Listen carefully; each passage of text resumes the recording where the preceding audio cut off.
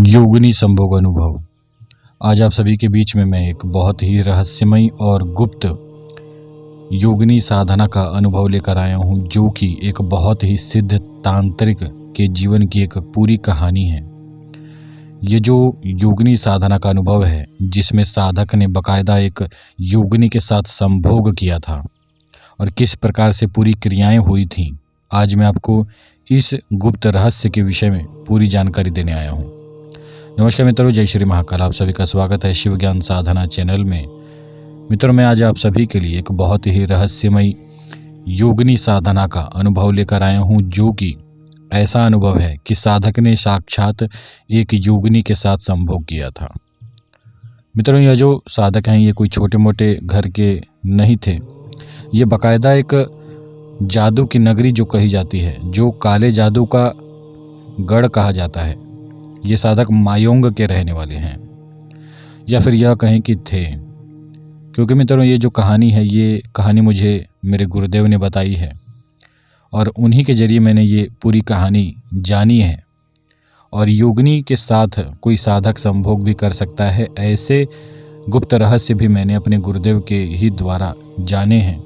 आइए इस कहानी को मैं आज आप सभी को भी सुनाता हूँ। मित्रों, तो ये अनुभव कुछ ऐसा है कि एक साधक थे जिनका नाम अरीमा था। ये मायोंग के रहने वाले थे और ये जो साधक थे, ये बहुत ही रहस्यमय ढंग से एक प्रकार से शक्तियों के स्वामी थे।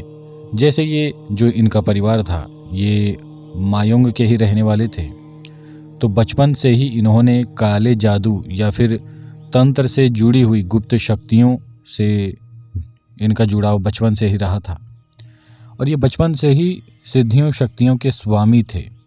ये साधक जो थे, मेरे गुरुदेव इनके बारे में कहते थे कि ये जो साधक थे, इन्हें बचपन से ही, यानी कि जब ये साधक इन्होंने जन्म लिया, उसी समय से इनके साथ गुप्त शक्तियों और सिद्धियों का जुड़ाव रहा था। हो सकता है ये इससे पूर्व जन्म में कोई सिद्ध तांत्रिक रहे हों।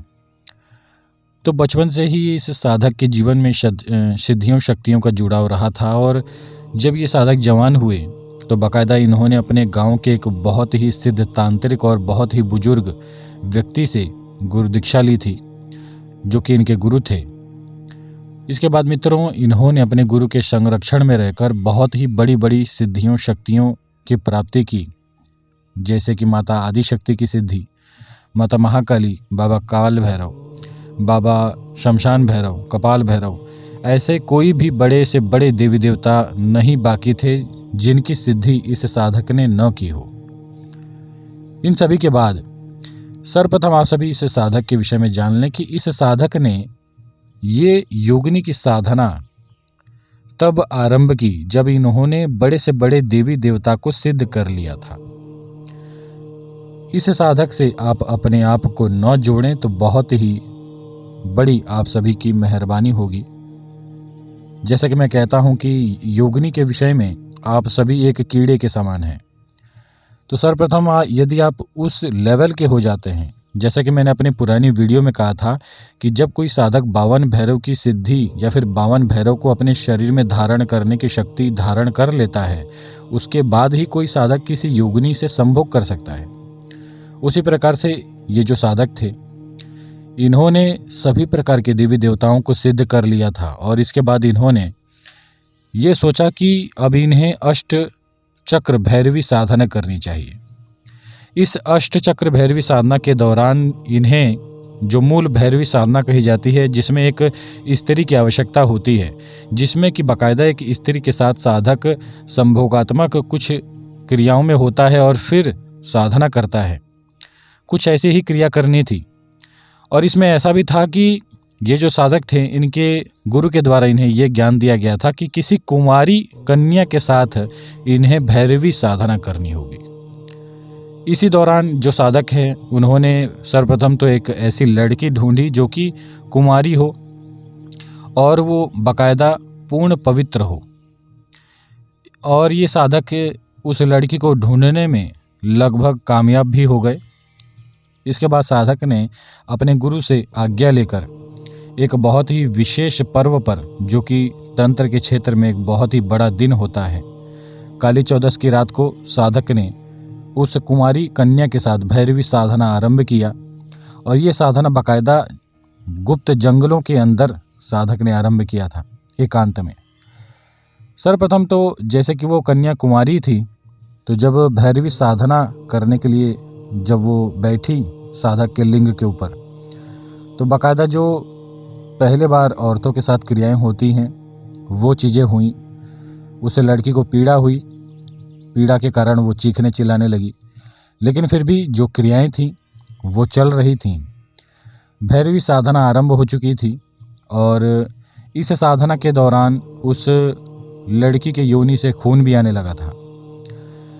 इस सब के बाद भी जो साधक थे वो अपनी साधना से उठ नहीं रहे थे और वो उस लड़की को छोड़ भी नहीं रहे थे, क्योंकि यहाँ पर ऐसा हुआ था कि वो लड़की बाकायदा पूरा जोर लगा रही थी वहाँ से भागने के लिए, क्योंकि उसे पीड़ा भी हो रही थी साधना के दौरान और साथ ही साथ कुछ भयंकर शक्तियों के दर्शन भी हो रहे थे।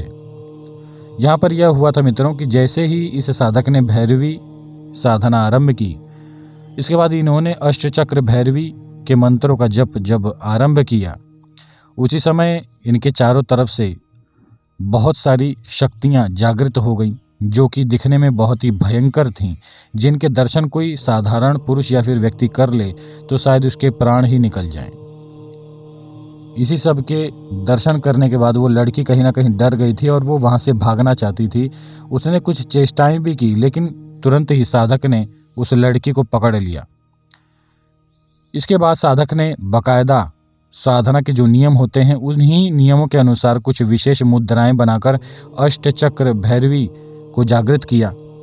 और यहाँ पर कुछ ऐसा हुआ कि बाकायदा कुछ ही घंटों में, ये लगभग एक ही रात्रि का अनुभव रहा था, ये कुछ ही घंटों में, लगभग 3 से 4 घंटों में 8 भैरवी वहीं पर 8 दिशाओं से 8 भैरवी साधक के चारों तरफ प्रकट हो गई।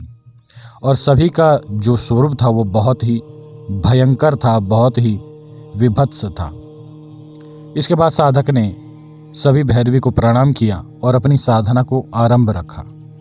यहाँ पर सारी की सारी जितनी भी भैरवियाँ थीं वो कुछ विशेष प्रकार की मुद्राएं बना रही थीं और साधक के शरीर में तरंगे छोड़ रही थीं।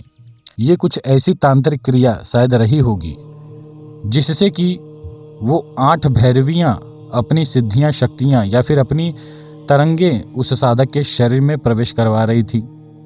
यहाँ पर बाकायदा साधक को दर्द भी हो रहा था और तभी मेरे गुरुदेव ने मुझे यह बताया कि उसमें से एक भैरवी, जो कि सबसे बड़ी भैरवी होती है, वो सामने आई और उसने कहा कि तुझे एक योगिनी के साथ संभोग करना होगा।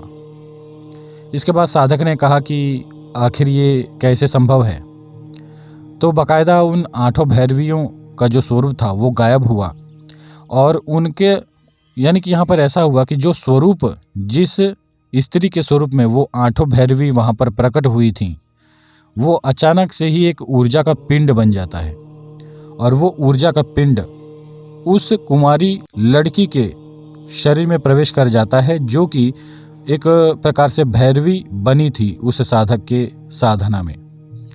मित्रों, इसके बाद ऐसा होता है कि अचानक से ही उस लड़की का पूरा शरीर बदल जाता है। उसका पूरा शरीर एकदम गोरा हो जाता है। उसके पूरे शरीर पर 16 श्रृंगार प्रकट हो जाते हैं और बाकायदा जैसा एक भैरवी का स्वरूप होता है वैसा ही स्वरूप उस लड़की ने धारण कर लिया। इसके बाद एक घटना और हुई कि साक्षात माता त्रिपुर भैरवी वहाँ पर प्रकट हुई और उन्होंने साधक को यह कहा कि तुझे अब एक विशेष मंत्र का जप करना होगा। जो मंत्र था वो मेरे गुरुदेव के अनुसार बहुत ही बड़ा था। उस मंत्र का जप साधक कर रहे थे और साधक के इस साधना के दौरान, क्योंकि जो भैरवी साधना होती है उसमें जो भैरवी होती है वो ज़्यादा हिलती या फिर डुलती नहीं है, किसी प्रकार की कोई क्रियाएं नहीं करती है, केवल मंत्र जप करती है। लेकिन यहाँ पर कुछ ऐसी परीक्षा थी कि बाकायदा वो जो योगिनी स्वरूप धारण कर चुकी थी भैरवी, वो साधक के साथ संभोग करती और साधक को अपना वीर्य संभालना था। तो ये एक प्रकार की परीक्षा हो चुकी थी इनके जीवन में, इनके ऊपर। यहाँ पर माता त्रिपुर भैरवी ने इन्हें ये भी आगाह कर दिया था कि जैसे ही इनका वीर्यपात होगा, उसी समय ये योगिनी इन्हें खत्म कर देगी। इसके बाद साधक के कहीं ना कहीं प्राण सूख गए। इन्हें बहुत डर लग रहा था उस समय, क्योंकि ऐसे भयंकर अनुभव शायद किसी को होते हैं। इसके बाद साधक ने बाकायदा अपने आप पर पूर्ण नियंत्रण बनाकर इस साधना को आरंभ रखा। साधना को करते करते अंत में ऐसा भी हो चुका था कि इनका वीर्यपात होने वाला था, क्योंकि जो योगिनी स्वरूप धारण कर चुकी थी भैरवी, वो योगिनी पूर्ण रूप से जैसे एक स्त्री झटके मारती है संभोग क्रिया के दौरान, या फिर जैसी चेष्टाएं करती है वैसा ही चेष्टाएं वो योगिनी साधक के साथ कर रही थी। बाकायदा इनके शरीर को चूमना, चाटना या फिर इनके लिंग पर कूदना, इसी प्रकार के कुछ विशेष क्रियाएं चल रहे थे। लेकिन फिर भी साधक ने सफलतापूर्वक इस साधना को संपन्न किया।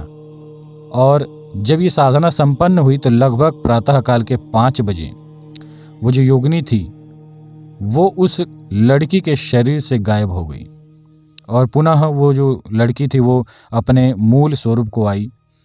इसके बाद माता त्रिपुर भैरवी दोबारा से प्रकट हुई और उन्होंने उस समय उस साधक को कहा कि आज से यह जो योगिनी है ये इसी लड़की के स्वरूप में रहेगी, क्योंकि यहाँ पर ऐसा हुआ था कि वो जो लड़की की आत्मा थी वो तो पहले ही मुक्त हो चुकी थी। उसके शरीर में एक योगिनी की ही आत्मा इस समय विद्यमान थी। आप यहाँ पर ऐसा भी कह सकते हैं कि इस साधना के दौरान उस लड़की की आत्मा मुक्त हो चुकी थी। तो ये भैरवी साधना और योगिनी के साथ संभोग का अनुभव था। इस अनुभव को सुनकर आपको कैसा लगा, इस विषय में अवश्य ही अपना राय अपने कमेंट्स हमारे वीडियो के कमेंट बॉक्स में हमें बताएं। और इस वीडियो को ज़्यादा से ज़्यादा लाइक करें, शेयर करें, सब्सक्राइब करें चैनल को मेरे। यदि इसी प्रकार के और भी वीडियोस आप सुनना चाहते हैं, ऐसे ही गुप्त तांत्रिक अनुभव आप सभी सुनना चाहते हैं, तो इस चैनल को ज़्यादा से ज़्यादा सब्सक्राइब करें, वीडियो को लाइक करें और ज़्यादा से ज़्यादा शेयर करें। आज के लिए इतना ही। जय श्री महाकाल।